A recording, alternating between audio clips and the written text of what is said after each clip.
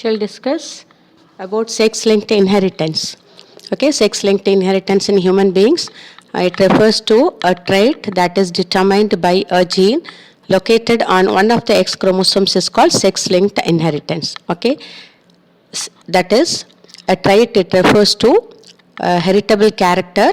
So when that character is determined by a gene which is present on one of the X chromosomes is called sex-linked inheritance. Sex chromosomes, we know they are allosomes, and the 23rd pair or the last pair, it is called sex chromosomes. In females, we have learnt already that it is XX chromosomes, and males it is XY chromosome. Okay, so the inheritance of a trait that is determined by a gene located on one of the X chromosomes is called sex-linked inheritance. The genes present on the differential region of X or Y chromosomes are called sex-linked genes. So such genes, okay, present on the differential region of X or Y chromosomes are called sex-linked genes. The genes present in the differential region of X chromosomes are called X-linked genes, and same way the genes present in the differential region of the Y chromosomes are called Y-linked genes. The X-linked genes have no corresponding alleles in the Y chromosome. Okay, that is, the X-linked genes have no corresponding alleles in the Y chromosome. Okay, so this is what we discussed, and the genes present in the differential region of the Y chromosomes are called Y-linked genes, also called Hollandrick genes. The Y-linked genes have no corresponding alleles in X chromosome. Okay, like X chromosomes, that is X-linked genes which have no corresponding alleles in Y chromosome. So same way, Y-linked genes have no corresponding alleles in X chromosome. The Y-linked genes inherit along with Y chromosome, and they phenotypically express themselves only in the male sex. Why it is so? That is because Y chromosome is the one that determines the male sex. So it is no Y chromosome is present in female.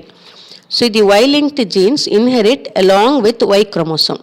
So that will naturally will go to or will be inherited only to males. Okay. So the Y-linked genes inherit along with Y chromosome, and they phenotypically expressed only in the male sex.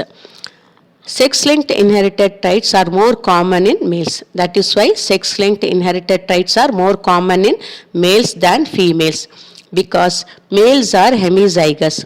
Okay, you have to understand this point. That is, males are hemizygous because one is X chromosome, other one is Y chromosome. But females are homozygous, that both are X chromosomes. But males are half only one is X, other one is Y. So they are hemizygous. So in that case, that is in females, out of the two X chromosomes, if one X chromosome is affected, other one is unaffected, that the females will be only carriers. That is, carriers of a particular disease. They will be normal only, but they will be carrier. Okay. But in males it is not like that. If X chromosome, if it is present, definitely the males will be affected. Therefore, it is express the trait when they inherit one mutant allele.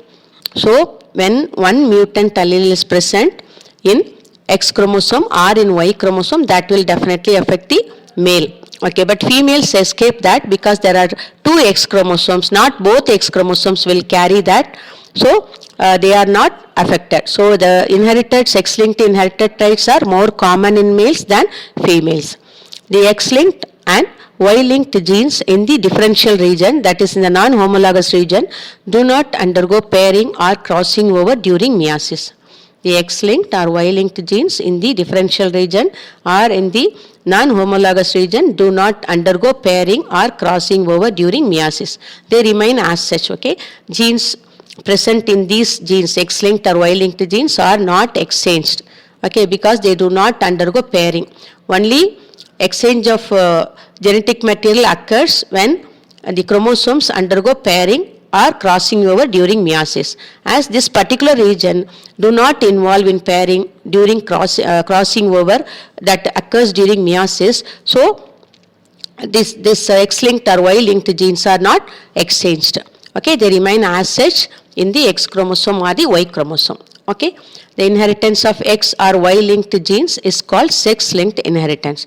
So such an inheritance where X or Y linked genes, okay, which involve, so inheritance of such genes in X or Y chromosomes is called sex linked inheritance.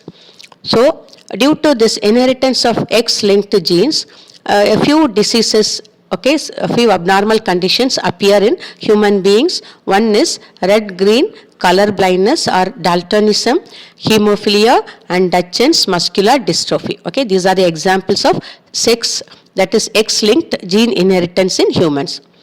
Okay, these are some of the abnormal conditions which are the examples for X-linked gene inheritance in humans. We will discuss now about hemophilia. It is commonly known as bleeder's disease, which is more common in men than women. This hereditary disease was first reported by John Cotto in 1803.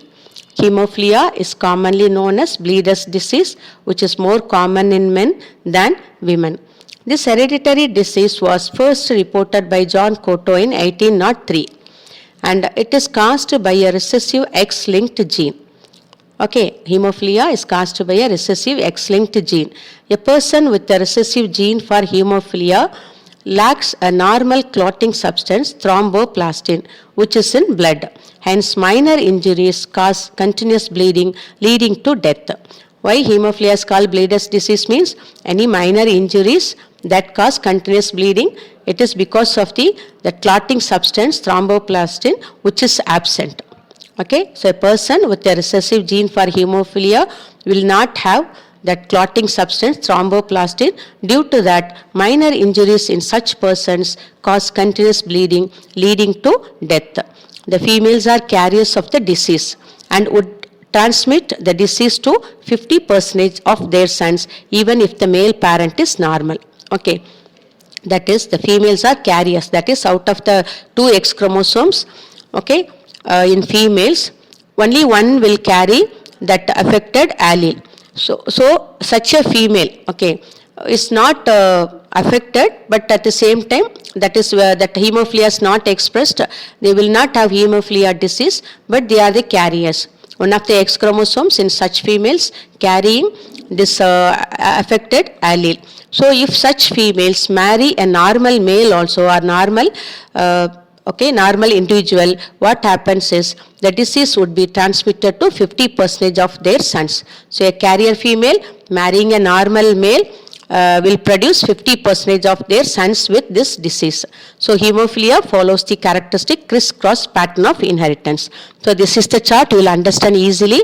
So it is a marriage between a carrier hemophilia female and a normal male. Okay, this refers to this white shaded, it refers to that is not normal but carrier. Okay, but they are not affected, but one X chromosome, here it is shaded white, carrying this gene for hemophilia. But here male is not affected. So unaffected father marrying a carrier mother. So these are the results.